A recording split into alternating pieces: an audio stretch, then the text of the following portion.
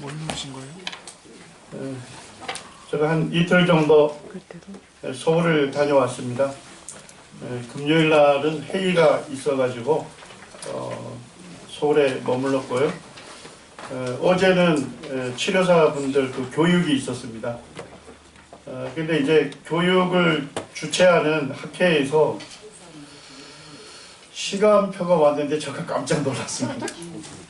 11시간 강의입니다. 하루에. 그래서 제가 그랬죠. 이래가지고 저 치료사분들이 이 강의를 수강하러 오겠느냐. 이거는 불가능하다. 그랬더니 이제 저가 8시간을 사용하고 그 다음에 이제 후배되는 두 분의 교수님이 1시간 반씩 이렇게 해서 11시간 하는 거예요. 그러니까 9시에서 밤 9시까지 점심, 저녁 30분씩 해서 도시락을 먹으면서 근데 제가 놀랐던 게 많이 오셨더라고요.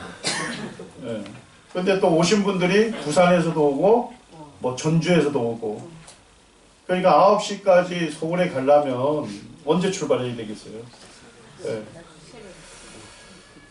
그래서 제가 뭐 그분들 거의 비몽사몽한 그 표정을 보면서 얼레고 달래고 격려하면서 제 강의를 이제 마쳤는데 참 제가 그걸 보면서 참 그분들의 열정이 대단하다. 강제로 들어야 할 강의가 아닙니다. 교육이 아닌. 자기가 치료하는 환자분을 더 잘 치료하기 위해서 그래서 비용을 지불하고 자기들이 돈을 내고 그리고 11시간의 강의를 듣고 또 부산까지 내려갔으니까 아마 자정을 지나서 아마 그 부산에 도착을 했을 것입니다. 그분들의 열정이 대단하고 또 그분들에게 치료를 받는 환자분들은 참 행복한 분들이다. 그런 생각을 했습니다. 그래서 제가 돌아오면서 나도 저런 열정을 좀 더 가졌으면 좋겠다.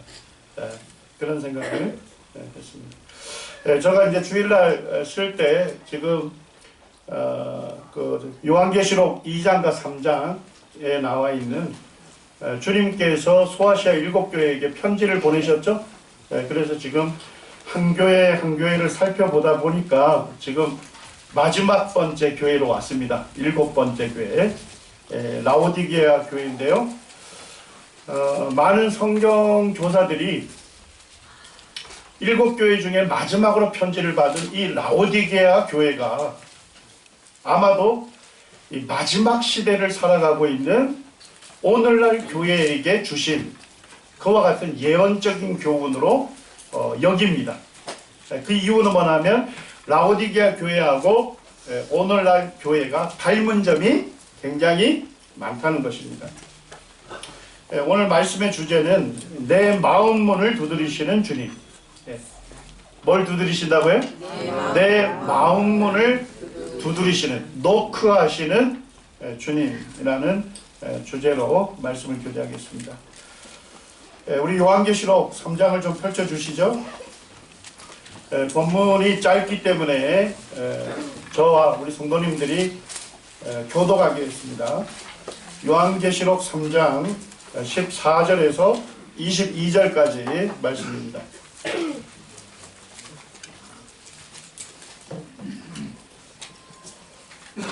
자, 찾으셨으면 제가 먼저 읽겠습니다. 라오디게아 교회의 사자에게 편지하라.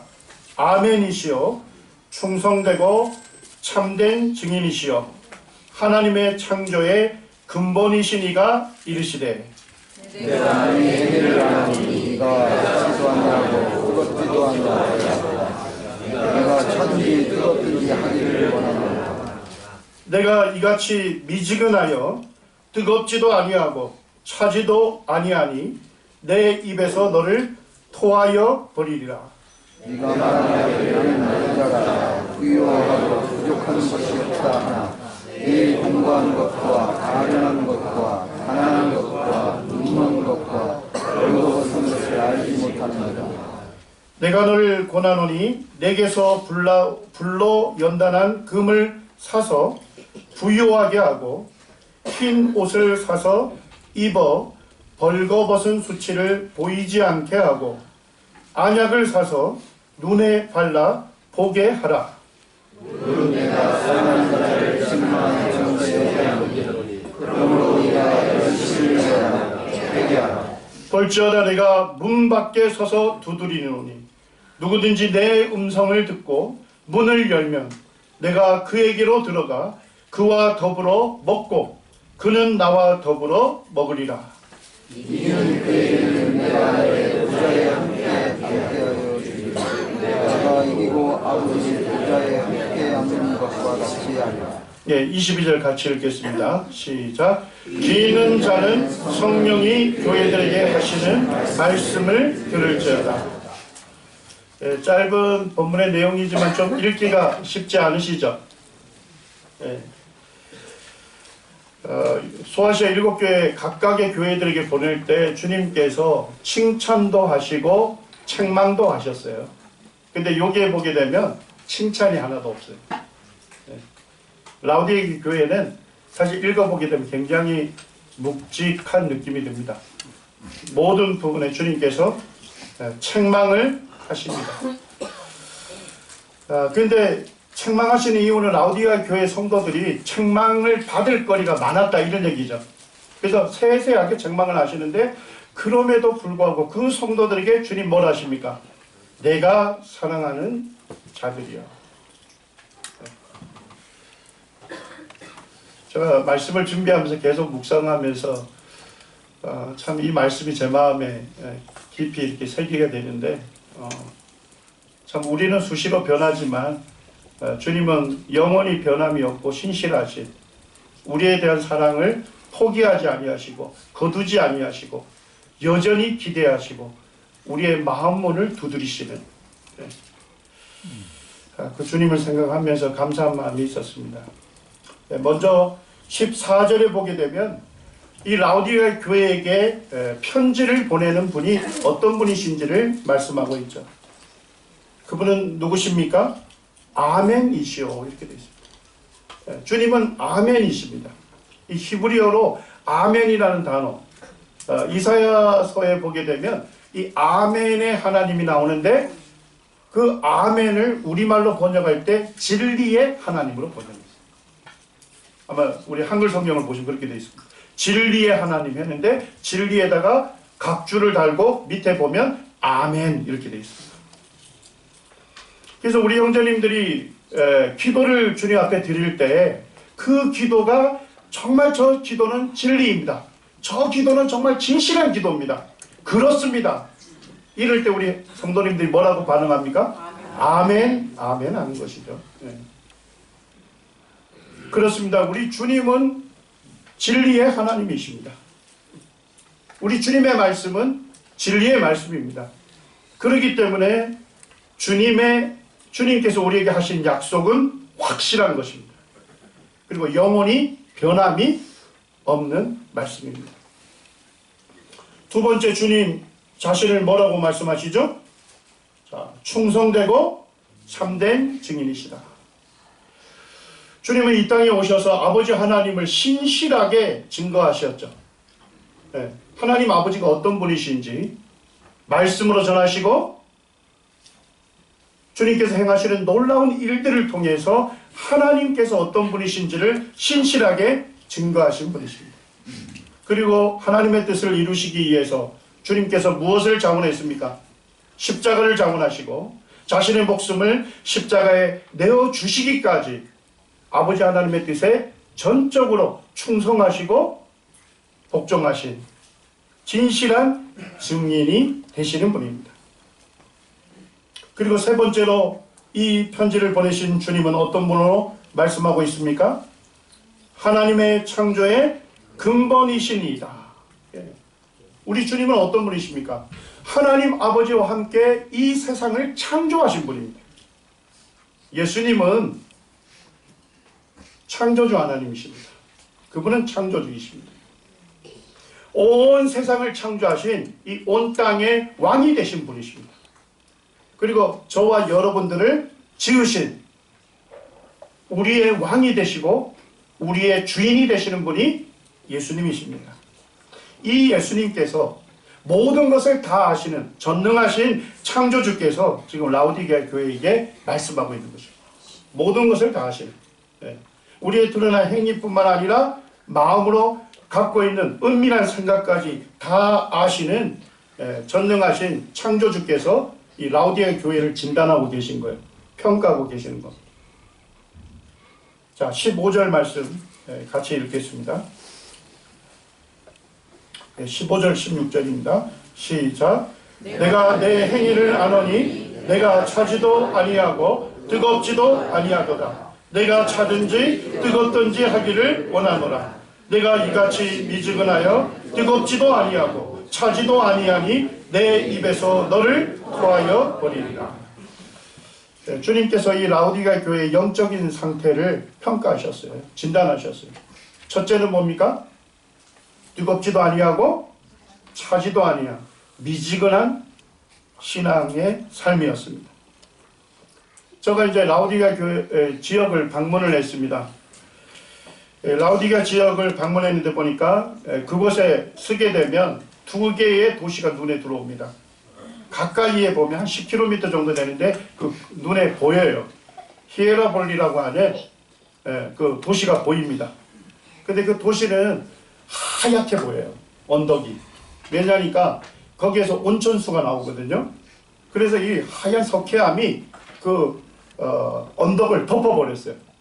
그래서 이 라오디게아 지역에서 딱 서서 이렇게 북쪽으로 보게 되면 히에라볼리가 하얀 언덕으로 드러납니다. 그리고 이제 동쪽을 보게 되면 골로새, 우리 골로새서 있죠?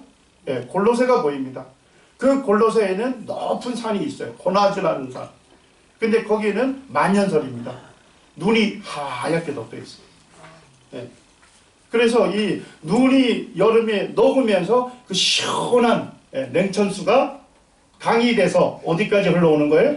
라오디게아까지 흘러오는 거예요. 이 라오디게아에 가게 되면 니쿠스라고 하는 강이 흘러요. 근데 그 강은 오염된 강입니다. 왜냐니까 이 라오디게아 사람들이 양들을 많이 길렀어요. 그리고 그 양털로 모직산업, 옷을 만들었습니다. 그러니까 이 양들을 많이 기르니까 이 양들의 배설물이 많이 생기겠죠. 그것들이 전부 어디로 흘러 들어가요? 리쿠스라고 하는 강으로 흘러 들어가는 거예요. 그게. 그 다음에 이제 거기에 보게 되면 이 옷들을 색깔을 입히려면 뭐 해야 합니까? 염색해야 하잖아요.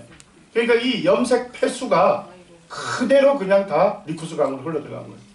그러니까 이 리쿠스 강이 오염이 돼가지고 마실 수 없는 물이 됐어요. 그리고 이 리쿠스 강은 세수를 하게 되면 어떻게 해요? 눈병이 걸리고 피부병이 걸리고. 그래서 고대에서부터 이 라오디게아 사람들이 어떻게 했냐, 이 물 문제를 해결해야 하는 거예요. 그래서 히에라볼리에 있는 뜨거운 온천수 있죠. 그거를 16km나 되는데 수도관, 진흙으로 구운 수도관을 만들어 가지고 이 라오디게아까지 연결을 했어요. 저희가 가보니까 그 관들이 보여요. 지금도 2000년 전 그 관들이 지금도 있어요. 그런데 이 히에라볼리에서는 굉장히 뜨거운 물이었는데 16km를 오다 보니까 어떻게 돼요? 그 뜨거운 물이 식어버립니다. 그래서 이 라오디게아 오게 되면 미지근한 물이 되는 겁니다. 그 다음에 이제 골로새에서도 보면 그게 눈이 덮여 있었잖아요. 그 눈 녹은 물들이 얼마나 시원합니까? 그죠? 그 시원한 물들이 흘러서 10km를 흘러서 라오디게아에 오게 되면 어떻게 돼요? 뜨거운 날씨 때문에 또 미지근해지는 거죠. 주님께서 라오디게아 성도들에게 너희들이 뜨겁지도 아니하고 차지도 아니하다. 미지근하다. 이렇게 얘기했을 때 라오디게아 성도들은 그냥 충격적으로 받아들입니다. 자기들이 지금 겪고 있는 그 상황과 같은 것이었습니다. 그런데 주님께서 뭐라고 하십니까? 내 입에서 토하여 버리리라. 이 미지근한 물들이 왔는데 그 미지근한 물 안에는 뭐가 많이 들어가 있었냐면 탄산, 칼슘이 많이 들어가 있어요. 우리 탄산수 마셔본 분들이 있죠? 마시기 좋아요? 쉽지 않죠. 몸에 좋다니까 눈치 감고 먹는 거잖아요. 예. 예, 저희 이제 고향에서도 양양에 가게 되면 온천이 있어요. 그 양양 온천에 가면 그 온천수를 먹으라고 막 해요. 탄산수. 근데 그게 두 잔 마시기 쉽지 않아요. 아주 역겹습니다. 예. 근데 이쪽 그 라오디게아에 있는 물들도 탄산칼슘이 많이 들어가 있었기 때문에 물이 미지근할 뿐만 아니라 마시면 어때요? 토하고 싶을 정도로 역겨운 물맛이었어요. 성도님들은 이 말씀을 들었을 때 굉장히 충격적으로 받아들였을 겁니다. 왜 그렇습니까? 자기들이 매일 물을 마실 때 어떤 느낌이 드는 거예요? 토하고 싶은. 자기들이 매일 마시는 그 물이 사실은 역겨운 맛을 내거든요. 그런데도 살라니까 마시는 거예요. 라오디게 사람들이. 그런데 주님께서 주님을 섬기는 성도들의 행위가, 섬김이, 신앙이 주님 보실 때 토하고 싶을 정도로 역겹게 느껴졌다는 것입니다.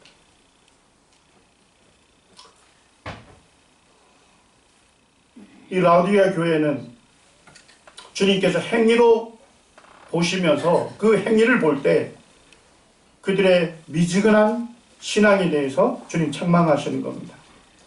그들은 아마도 입으로는 예수님을 나의 주임이라 하고 나의 전부라고 고백을 했을지 모릅니다.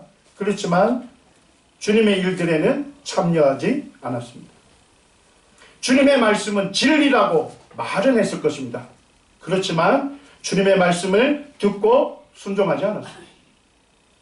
주님을 사랑한다고는 고백했을 겁니다.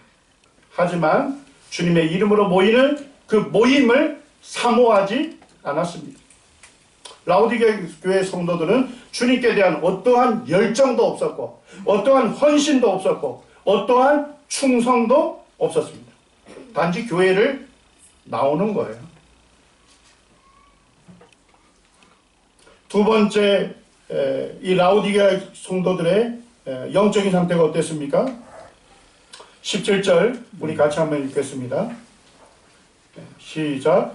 내가 말하기를 나는 부자라 부요하여 부족한 것이 없다 하나 내 공고한 것과 가련한 것과 가난한 것과 눈먼 것과 벌거벗은 것을 알지 못하는도다.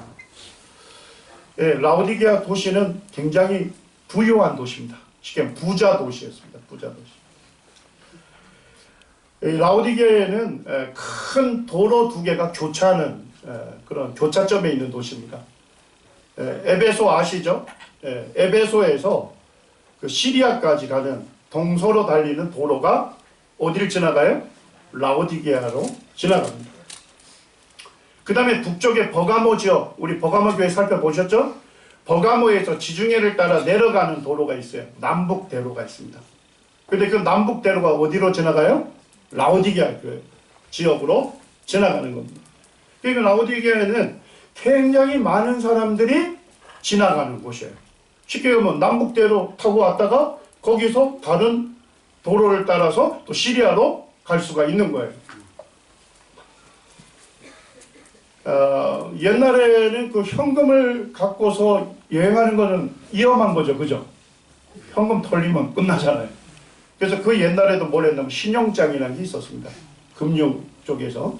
신용장을 갖고서 자기가 그 머무는 도시에 가서 어떻게 하는 거예요? 신용장을 내면 현금으로 바꿔주는 거예요.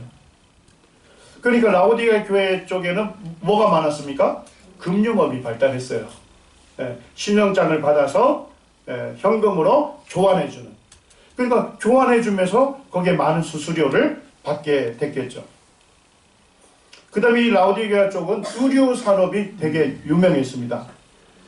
우리 아마 로마 제국에 있는 그런 영화나 이런 데 보면 황제나 원로원의 그 의원들이 입는 하얀 옷 보셨죠?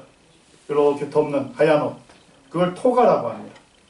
근데 이 토가를 원로원의 토가를 어디에서 공급해 줬을까요? 네, 그게 바로 라오디게아산 토가였습니다. 네. 그래서 이 라오디게아가 있는 그쪽 리쿠스 계곡이라는데 그 리쿠스 계곡은 목화 단지입니다. 산지, 목화. 그래서 아주 하얀색으로 보여요, 거기가. 그 목화를 솜을 갖고서 뭐가 발달했습니까? 면직업이 발달했겠죠. 예. 그 다음에 이제 양을 길렀다 했지 않습니까? 그 양 털을 통해서 모직업이 발달했어요. 그것들을 염색해가지고 옷을 만들어서 로마 제국에 이 라오디게아산 옷들을 공급을 했던 것입니다. 그 다음에 이제 이 부유할 수 있었던 이유가 그걸 리쿠스 강이 오염이 됐다 했잖아요. 자, 그걸 갖고 세수하면 어떻게 되죠?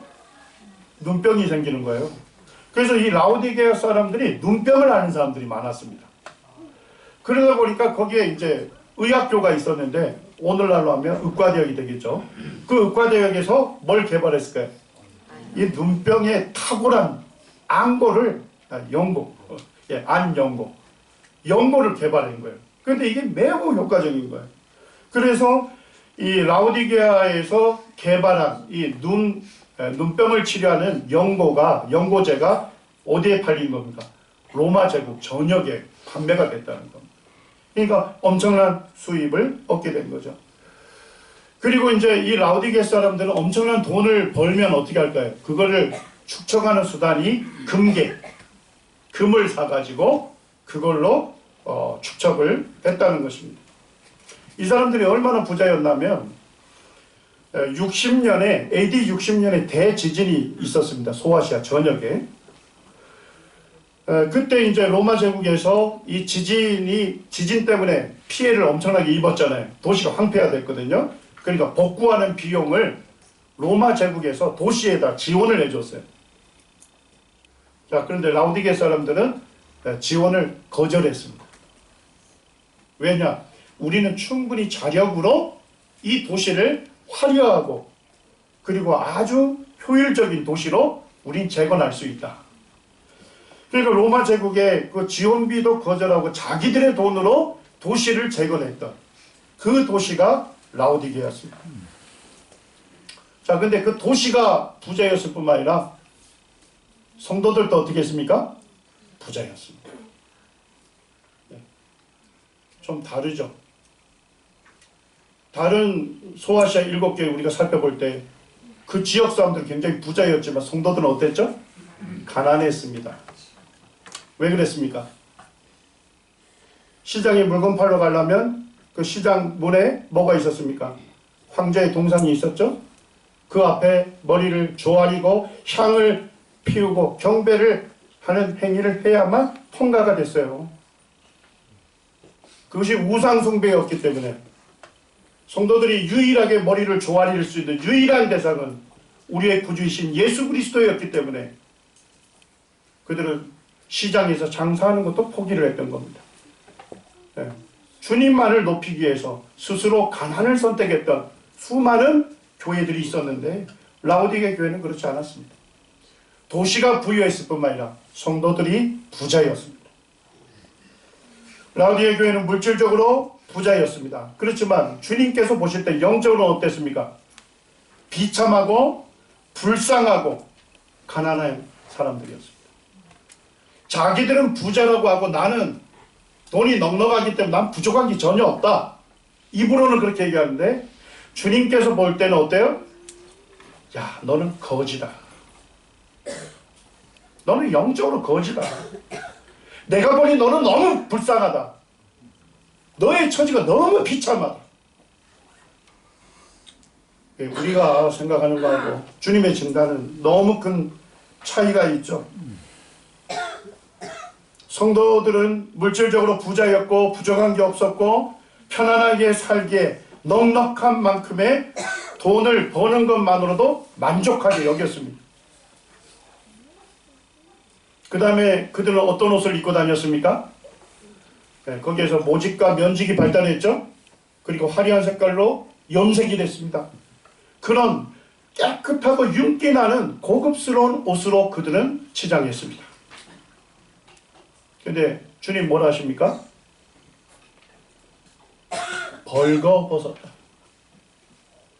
너가 벌거벗은 수치스러운 모습이다.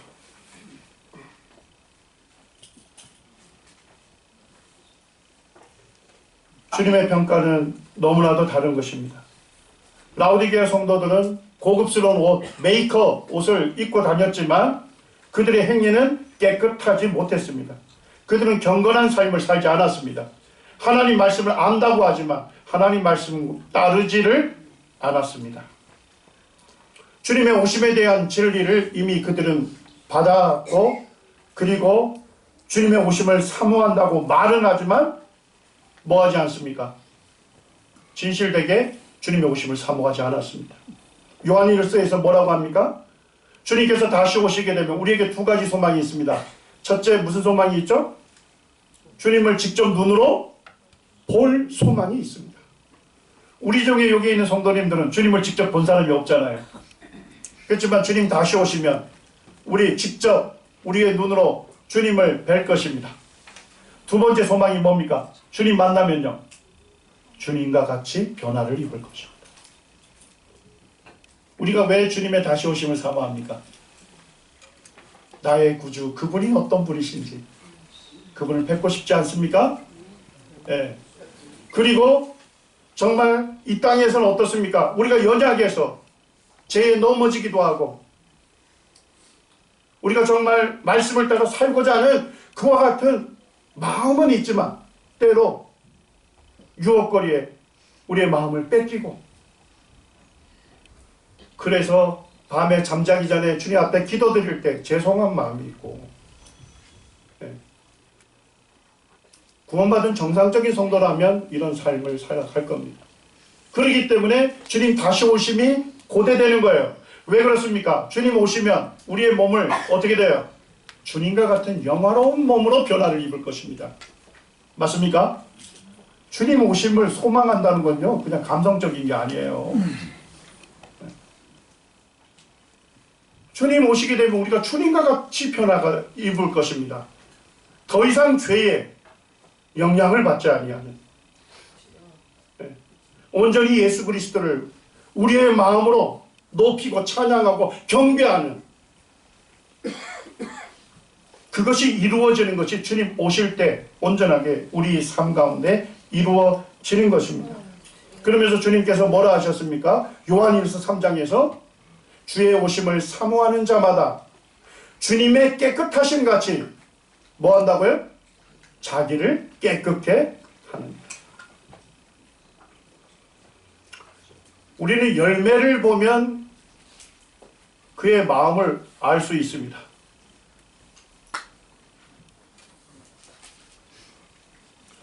우리가 정말 주님을 사랑하고 주님의 다시 오심을 사모하는지 그 지표는 뭘 보면 알 수 있죠?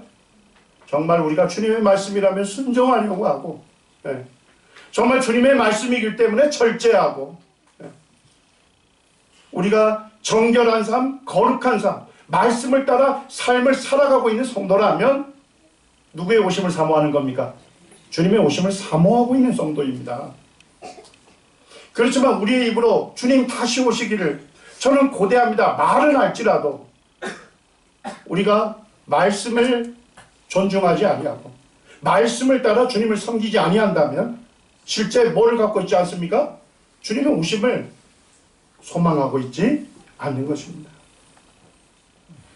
그 다음에 네 번째로 이 라오디게아 성도들은 어땠습니까? 그들이 눈병이 날 때 뭘로 치료했죠? 그들이 개발한 연고를 바르게 되면 그들은 밝게 볼 수 있었어요. 그렇지만 주님 뭐라 하십니까? 너희들은 영적으로 눈먼 사람들이다. 너희들은 세상살이에 대한 지식과 지혜는 빠삭하지만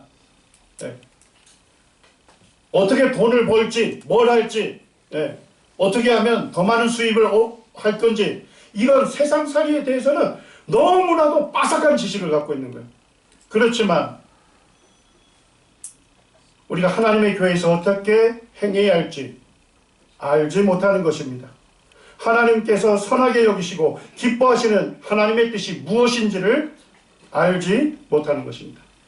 한마디로 라오디게아 성도들은 어땠습니까? 영적으로 어두웠고 영적인 분별력이 없었습니다.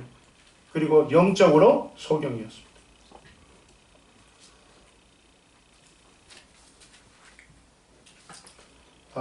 그런데도 주님께서 이 라우디게 성도들에게 여전히 내가 사랑하는 자들이라고 주님 말씀하시죠. 주님 우리의 마음의 문을 넣고 하시면서 내 음성을 듣고 문을 열면 내가 너에게로 들어가 너와 함께 음식을 먹고.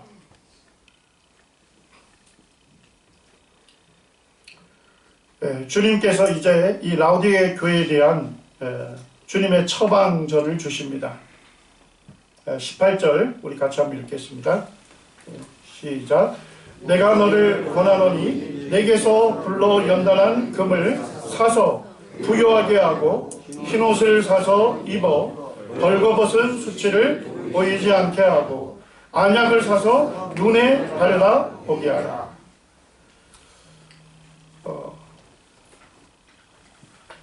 주님께서 어떤 처방전을 내리십니까? 주님께 무엇이 있다는 겁니까? 금이 있답니다. 주님께서 금을 가지고 계시답니다.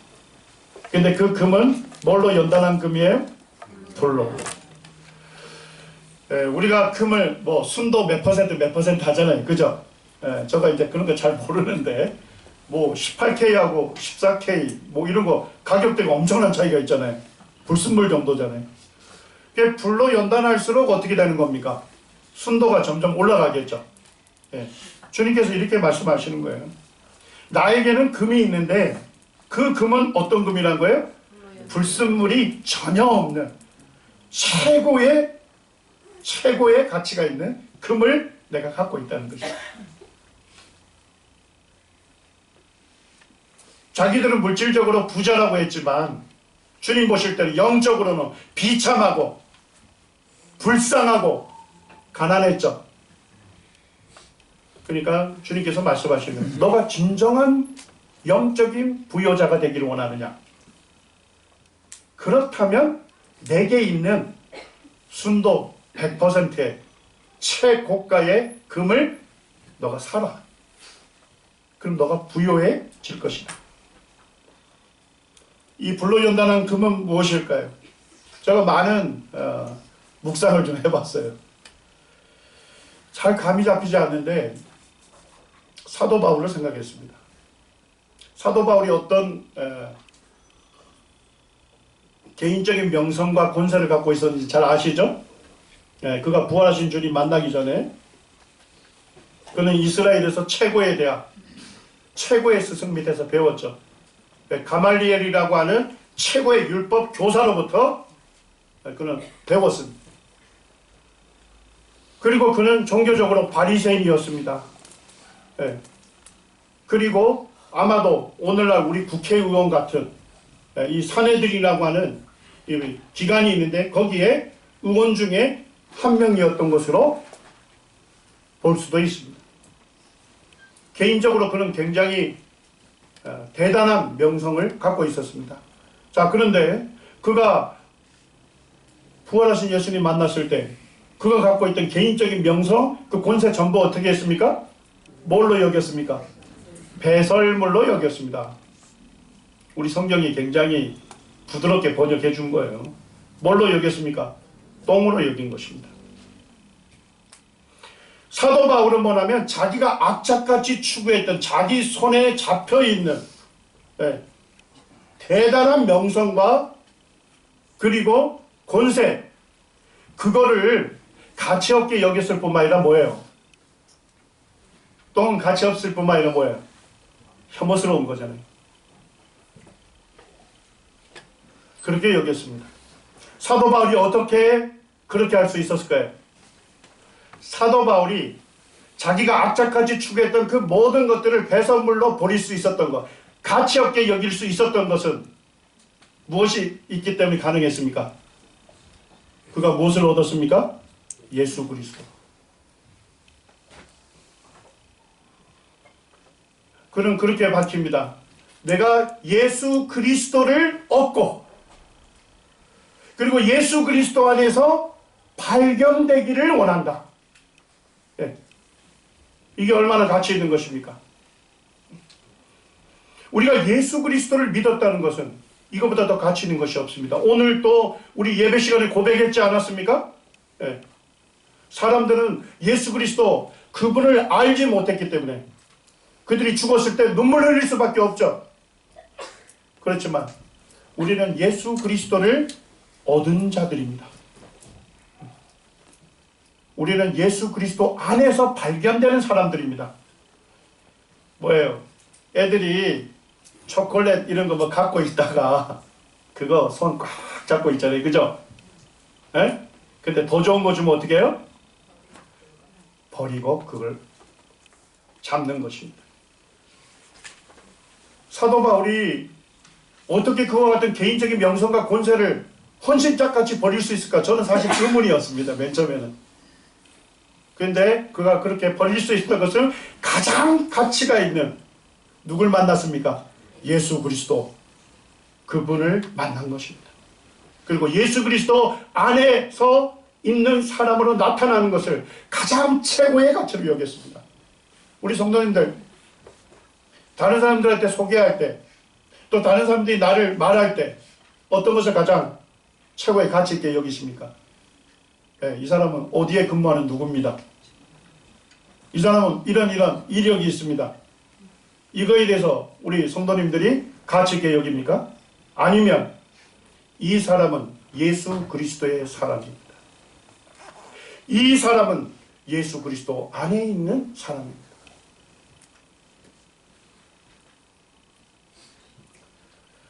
라오디게의 성도들의 문제점은 주님보다도 돈을 더 추구했던 것입니다. 돈이 넉넉한 걸로 인해서 만족해 했습니다. 돈이 넉넉한 걸로 인해서 행복하다고 여겼습니다.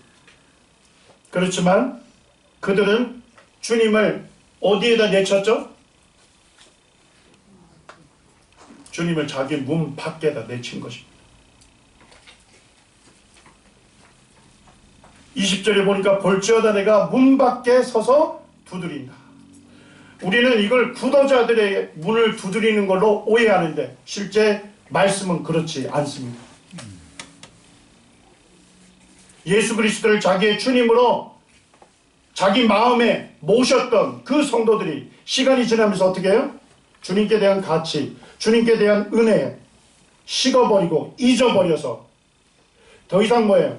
자기 마음속에 계신 자기 왕좌에 계신 예수 그리스도 나의 주인이신 그 주님을 더 이상 고려하지 아니하고 자기 원하는 대로 자기 좋을 대로 자기 마음대로 선택을 한 겁니다. 결국 구원받은 성도인데도 자기 마음에 있는 주님을 어떻게 한 거예요? 자기 문 밖으로 밀어낸 거예요. 어떤 것을 결정하고 행할 때 전혀 주님을 고려하지 않는, 주님께서는 어떻게 말씀하시는가 전혀 고려하지 아니하고 결정하고 자기 마음대로 행하는, 그것이 라오디게의 문제였습니다.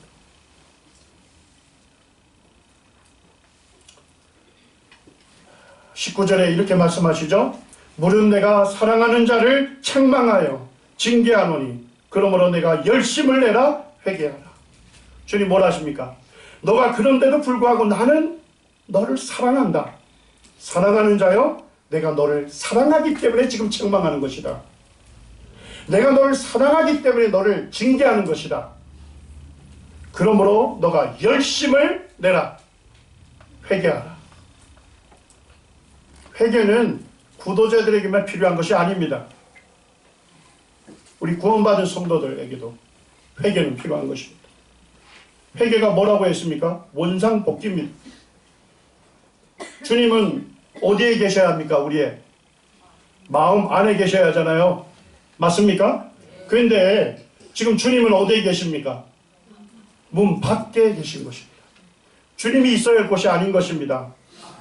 주님께서 계셔야 할 곳은 내 문 안에 계시는 것입니다. 내 마음에 계셔야 할 뿐입니다. 회개는 무엇입니까? 주님을 최고로 여기는, 주님 이외에 주님보다 더 가치 있게 여기는 모든 것들을 버리고 주님을 내 마음 안에, 주님을 최고의 자리에, 그 자리에 모시는 것이 회개인 것입니다. 그리고 20절에 보니까 주님께서 이렇게 얘기하시죠. 볼지어다 내가 문 밖에 서서 두드리노니 누구든지 내 음성을 듣고 문을 열면 어떻게 하시겠대? 내가 그에게로 들어가 그와 더불어 뭐 하시겠대? 음식을 먹고 싶다는 겁니다. 우리 성도님들 음식 먹는 자리에서 인상 쓰고 있는 분 안 계시죠? 물론 우리 남원 자매님들이 음식을 워낙 잘하기 때문에 형제님들이 입이 좀 까다롭긴 해요. 네, 조금만 더 들어가도 짜서 못 먹겠다 이렇게 하시고, 네, 제가 강원도 촌에서 온 사람이 먹어볼 때는 다 맛있어요. 네. 우리가 음식을 함께 먹을 때만큼 즐거울 때가 어디 있습니까? 맞습니까? 네.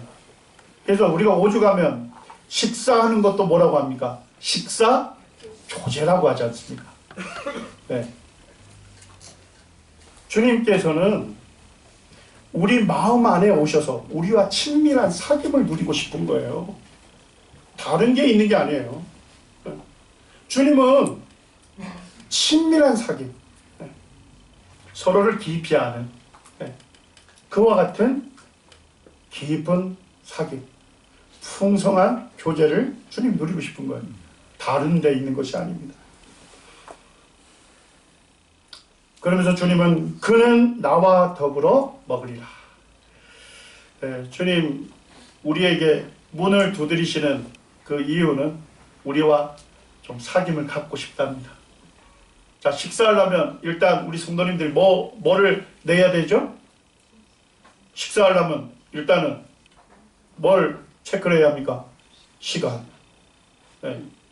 우리가 주님과 교제할 시간이 없을 정도로 바쁘게 살잖아요. 맞습니까? 네?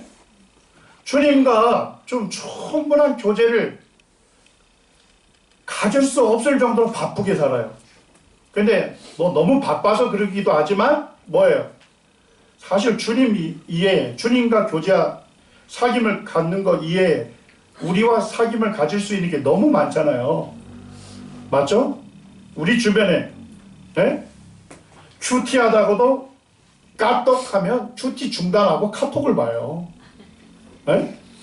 무엇이 가치 있는 것입니까? 주님의 말씀을 읽으면서 주님의 음성을 듣기를 원하는 마음으로 기도하고 말씀을 읽고 있는데 까똑하면 카톡을 봐요. 오늘날 주님과의 교제, 사귐을 방해하는 수많은 것들이 어디에 있습니까? 우리 포켓에 있고 우리 손에 있고 우리 앞에 있는 거예요. 그런 것들 좀 내려놓으시기 바랍니다. 유익한 면이 있을지라도 가장 최고의 유익은 주님과의 개인적인 사귐, 주님과의 친밀한 교제입니다. 이것보다 더 가치 있는 것은 없습니다. 시간을 내셔서 주님의 말씀을 읽으시고 주님 말씀이 내게 힘이 되고 주님 말씀 때문에 오늘 하루를 살아가는 힘을 공급받는 주님과 동행하는 그와 같은 삶을 누가 원하십니까?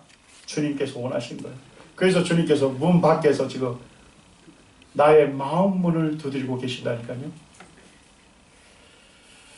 21절 함께 읽고 마치겠습니다. 시작. 이기는 그에게는 내가 내 보좌와 함께 앉게하여 주기를 내가 이기고 아버지 보좌에 함께 앉은 것 같이 하라.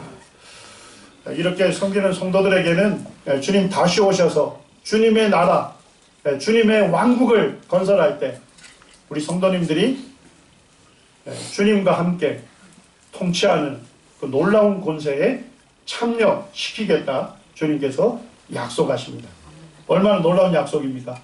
우리 성도님들이 내 마음문을 두드리시는 그 주님께 우리의 마음을 여시고 주님과 깊이 있는 사귐, 친밀한 교제를 누리시는 우리 성도님들이 되기를 원합니다.